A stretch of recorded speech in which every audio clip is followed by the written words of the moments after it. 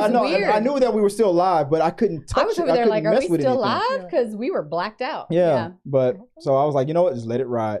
The main topic, what we got? What is trending right now? Let's move on to why is that trending? Katt Williams, he was I watched some bombs. Of these. Yeah, I watched some of these. I have one issue with him, and that is it. What's that? So he made a comment about how Kevin Hart got parts because he was willing to wear a dress, and he wasn't because of his moral standings. Yeah. And I went, that's fine. You don't want to do a role because of your moral standings, because you feel some sort of way about drag. That's okay. But what he was demeaning was the fact that the studio didn't pick him because of that. I'll go, well, guess what? The studio's moral standings went with someone who was more comfortable with it because you weren't. Well, that's something that a lot of black comedians have talked about. Dave Chappelle even talked about that, saying that I shouldn't have to wear a dress to get a part. It's not about having to wear a dress. It's having to be about, that was the comedic part of that scenario. There's plenty of other comedic scenarios where you're not having to wear a dress. But if you're so bothered by it, if it's such an issue for you that you don't want to do the role, that's your choice. Well, no, you don't have to do the role for your choice. But guess what? The studio has a moral standing too, that they can pick someone else who doesn't have a problem with it. But the argument, I'm not defending Katt, but I'm just saying that the argument is that sometimes there were so few roles given to black comedians. Look, I can get the black comedian part. Why should I have to wear a dress? But I can get the black comedian part. The emphasis on the black comedian part, because yes, there is a competition for a very finite number of roles. A finite number of roles. But what I don't like is they're pitting minority against minority then. You know what? Wear the fucking dress. Use that as a voice to go, you know what? The studio is making me do this. Minority shouldn't be pitted against minority, and there should be more roles about this. And you said so because Katt Williams did, because he started going after what were the number of people he went after in this interview? So many. I didn't watch the whole thing. So many people. I was offended by personally. I mean, I love Katt Williams. His old stand-up stuff. I mean, when Tabitha first started on the show, little Tink Tink was one of the things that Yes. What was that, Tank. But I was like very perturbed with his statement that, you know, all of these Cedric and his so-called comedians that he considers to be not even funny, and that part of your role as one of those is to marry a light-skinned woman who's ugly, an ugly-faced light-skinned woman who doesn't speak. Who was he specifically talking about at that moment? And he goes, I can name you 7 of them right now. To which other people listed names that he was, because of all the entertainers that he was already, you know, if you go with the comedians he listed, a lot of them are married to light-skinned women, which to me is irrelevant.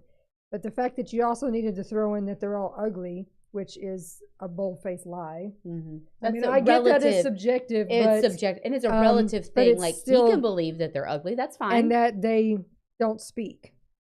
And what's your point because they should be famous and saying a lot? I don't understand your point. There's so many celebrities that don't have famous wives or husbands, for that matter. And why does it matter if they're light-skinned or not?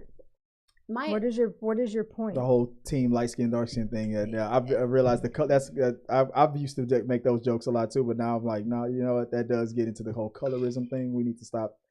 So I've stopped doing the team light skin, dark skin joke. I hate that for people who are mixed. I feel that is such a harsh reality that they have to live in of not belonging to one side or the other, and it breaks my heart for them. And I don't think it's fair. I think that it goes also into the trope of that. Light skin is because it's so closer to white. It's easier for them. It's beautiful versus being dark is considered good hair versus a bad hair. Things like it goes into a lot of. There's so many, and it's not to take away from anyone's pain, and it's not to take away from anyone's suffering, because all those things are still very valid.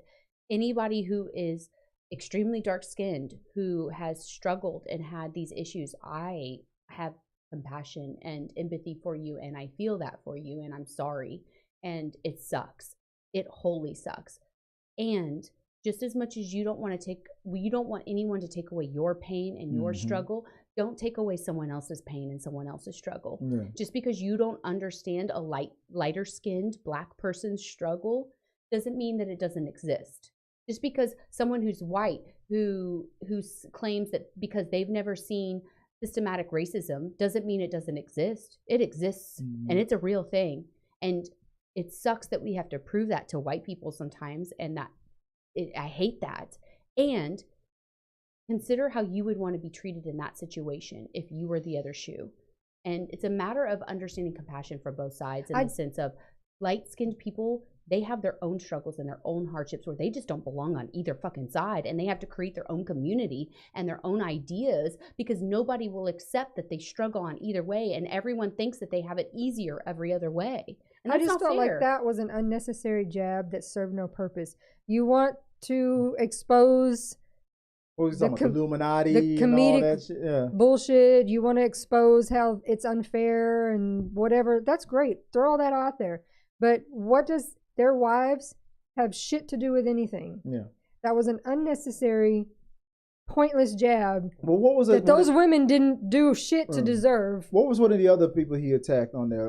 Cedric the Entertainer. Cedric right? the Entertainer, who clapped back, mind you. He clapped back. He said that he's, which people pulled up clips. There's proof that Katt did a show back in like 2018 or before, way before. Saying that he stole that he did jokes a show. Like a joke, not jokes. A joke. And that like 2 years later, Cedric did almost the identical joke.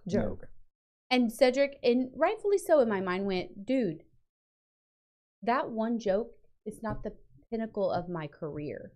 Now, would it have been wise of Cedric to go, yeah, I kind of ripped off that joke, but not every joke I did was. If that was the situation. If that was the situation. But more, it is possible that two people can have similar experiences in the similar community. Correct. So how do we know that this? I mean, one thing with comedians is now. But if he did steal a joke, that is a no in the community. And I understand that, but when you're claiming that somebody stole your joke, you better have receipts. My other thing with it, it's not that I'm sure a whole lot of what he said is truth. He did say a lot that I liked. Did he went after P. Diddy? Well, yeah. I'm sure there's a whole lot of truth in it. Like the Steve Harvey stuff and the people that also go, because there were people in the comments of different things that were like, he's bitter, and then others were like, no, he's just telling the truth. Some of it. He's constantly bringing up Tiffany Haddish, though. He's constantly like a person that he like. One of the things I remember him saying about Tiffany Haddish is like, look at all the comedy specials that I've done. People quote them all the time, like we said, like Little Tink Tink and stuff like that. Tiffany Haddish has had comedy specials. Give me one quote from one of her specials. And when he said that, I was like, that's a fucked up thing to say, but I can't think of what quote. And comedy's also subjective. It is, but it's because it's subjective. You're gonna have. You can go on Netflix and see 50,000 comedy shows. Yeah. And each one of us can go, I like all of these, don't like any of those. Yeah. And then someone else is going to go, I like all of those. But just because Tiffany Haddish is... and that doesn't make me right or you right or any of those people right. It's a subjective thing. So he's fine in saying he may have been totally done wrong many, many times and that things were unfair and...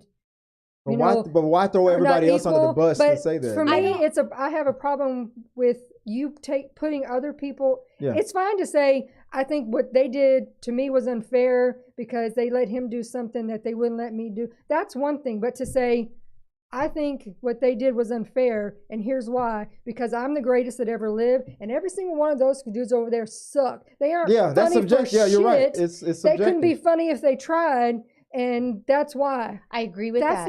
That's not a very fair statement. And I think that what was missing with that Tiffany statement is there are different types of comedy. Yeah. There are what you would call your slapsticks that have and then there's your one-liners. There's your things that you quote. There are different types. There's comedy that is politically driven, where it's an idea that you find funny. There are things that is more of a quip. There are different types of comedy, and he is trying to make a comparison of, in my mind, that is two different types of comedy, and that's not okay. You don't get to say that he's not a goat. I think he's freaking hilarious, but I don't think he's a goat. That is reserved. It's because it's subjective, and now it's subjective for me. Just because I couldn't think, just because at the moment when he said that, I was like, I can't think of a Tiffany. Then something just popped into my head. And there's certain things that go viral. That scene that Tiffany Haddish did in that movie, Girls Trip. With the fruit, yes. That went viral, and it wasn't on stage, but that's a different type of comedy. Exactly. That's a performance, and that's something that went viral. So he's wrong. And they're naturally funny just being around people. Yeah, they're not really telling jokes per se. They're just funny when they speak. Yes, they have comedic timing. Yes, but it's not like they tell jokes. Yes. I agree 100%. Because I work with people that are hilarious to just be but I could not get on stage. You live with somebody who's hilarious. I'm not going to get on. Yeah, I'm not going to get on stage and do a show. I'm not that kind of funny. Like I don't tell jokes. Yeah, I'm just. These are jokes. There's witty, and then there's jokes. There's conversation, and then there's performance. There is so many different ways that you can do this. His ideology of, well, I'm the greatest at the stage, stand-up well, you've admitted on this channel that you don't like giving that GOAT title to people real willy-nilly. So no, I don't. Chris and I watch, we haven't in a while, but porn? Ridiculousness a lot. I hate that shit. What, porn? No, ridiculousness. Oh, yeah, you love porn. I do. No. They haven't had a lot of the earlier episodes, you had a lot of guests on. I don't like laughing at people, and I think that's why I don't like that show. She's like, don't ever go to a comedy show. I don't like laughing at people. No, like laughing at people's expense. I don't like that. That makes me uncomfortable. Well, those people submit their own videos. I know, and it makes me uncomfortable. Like they're seeking something, and then I have this whole moral complex, and it creates a fucking. That's not their morals. Let them win those money. Let them win that money. America's funny on video. It's an internal battle that it just makes me not enjoy it. Sounds like a you problem over there. The guests. Yeah. Like sometimes they would have a guest that's an actual comedian, like somebody who's supposed to be funny, but the entire episode was very boring. They weren't very funny. But then you'd have some other random person, you don't even know who they are, that were hilarious the entire episode just because of random, like conversation, just random conversation, and they were hilarious. You'd be like, I was surprised. I wouldn't have thought that would be funny, but that was the best one we've seen in a while. They were hilarious. That works with celebrities too. Like when you're watching celebrities get interviewed on late night shows and stuff, and you're like, oh, this person was so great in this movie, and then they bomb in a freaking interview. They have no personality, but they're a freaking fantastic actor. And then you have the ones that are in all these like teeny bopper movies that are successful, but when you get them on an interview, they're freaking hilarious and they have personality and they just vibrate this wonderful energy. And you're like, oh my God, I love watching interviews with this person. They're freaking hilarious. Yeah. Adele is naturally funny. Oh my God. Have you watched her freaking concerts? Like her feet hurt and she like bitches about it on stage. And I'm like, this bitch my people. This bitch my people. Like, she's hilarious. I'm about this. Like that kind of stuff. I feel like it is an unfair assessment of him to create this ideology of if you can't make a one-liner that people remember, you aren't a good comedian. Right. That's not all that comedy is. Just like not all comedy is slapstick. Just because I trip over something and fall and it's funny, does not mean that that's the best type of comedy. It's all subjective. Yeah, there's slight, subtle hints of wit that come in. I love British humor. I love the slyness and the dryness of the humor. Joy loves fart jokes. Well, like he said, I've had 12 Netflix specials. Some of these people have. I can't remember but 3. But I'm like, so we've seen tons of other comedians, and they're not that have multiple Netflix. And some of them are funny and some of them aren't. I'll put it like this. You're gonna hate Jerry Seinfeld doesn't have to do 12. Yeah, he can do one every 5 years. But here, I'm going to make a statement on that, and you might hit me for this one, but I'm going to say it. Grey's Anatomy has how many seasons? And I think that show is shit now. Just because you have multiple things. Well, no, that's but I'm just saying we have, we've watched a lot of comedians, and we've watched some of the specials, and we're like, that's hilarious. And then see another one, be like, it's not good. The Simpsons has been on for almost 40 years, but I mean, it's not. It's like the same story over and over again. It doesn't hit the way it used to. Now I've caught up with it with my kids, and I have to admit I was kind of wrong. It does still kind of hit, but still, years ago. I don't need to watch the new I episodes. still watch my Grays. See, I know. I was like, please don't hit me. But do I like them all No. the seasons? No, I still watch them because I need to be. You're caught committed. up. But do I like them all? No. Yeah. And when I watch all my old ones, I watch only up to a certain season and then I repeat. It's just this concept of I've had 12 specials, and that makes me the and great. we watched his newest one, and I was very excited to watch it because he's funny to me. I think he's funny too. But the last one that he had, it was not funny. Not funny. Yeah. It wasn't funny. Now, and before we go, he had a few little jokes here and there that you're like, that one's all right. But Yeah. majority was not funny. Before we go, one of the things that I remember hearing that was that Kevin Hart finally responded back. Oh, back really? To him saying that I didn't see that. It was a while ago though. It was like when is he going to start taking responsibility for his own career and the things that he's done? He's going on this tour of just tearing everybody down, but doesn't own his own shit. Yeah, exactly. I'm like, everybody else is responsible for their own. Like, is it the Illuminati? Maybe the powers that be. Like here's something that like people remember. It used to be kind of known, especially for the black comedian community or whatever, that there was only like one at a time. First you had Eddie.